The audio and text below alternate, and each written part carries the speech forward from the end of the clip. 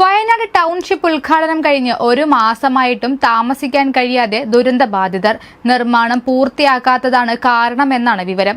March 1-നാണ് township നിർമ്മാണത്തിന്റെ ഉദ്ഘാടനം മുഖ്യമന്ത്രി പിണറായി വിജയൻ നിർവഹിച്ചത്. സർക്കാർ വലിയ ആഘോഷത്തോടെ നടത്തിയ പരിപാടിയായിരുന്നു അത്.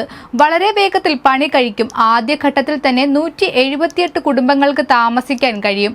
ഏപ്രിലോടെ എല്ലാ ദുരിതബാധിതർക്കും താമസിക്കാൻ കഴിയുന്ന സാഹചര്യം ഉണ്ടാക്കുമെന്നാണ് സർക്കാർ അന്ന് പറഞ്ഞിരുന്നത്. എന്നാൽ കൈമാറിയ വീടുകളുടെ പണികൾ പോലും പൂർത്തീകരിച്ചിട്ടില്ല. പണി എപ്പോൾ പൂർത്തീകരിക്കും എന്നതിനെക്കുറിച്ച് ഇതുവരെ ഒരു വ്യക്തതയും വരുത്തിയിട്ടുമില്ല. 2300ഓളം തൊഴിലാളികൾ ഉണ്ടായിരുന്നിടത്ത് ഉദ്ഘാടനത്തിന് ശേഷം തൊഴിലാളികളുടെ എണ്ണം കുറയുകയും ചെയ്തു.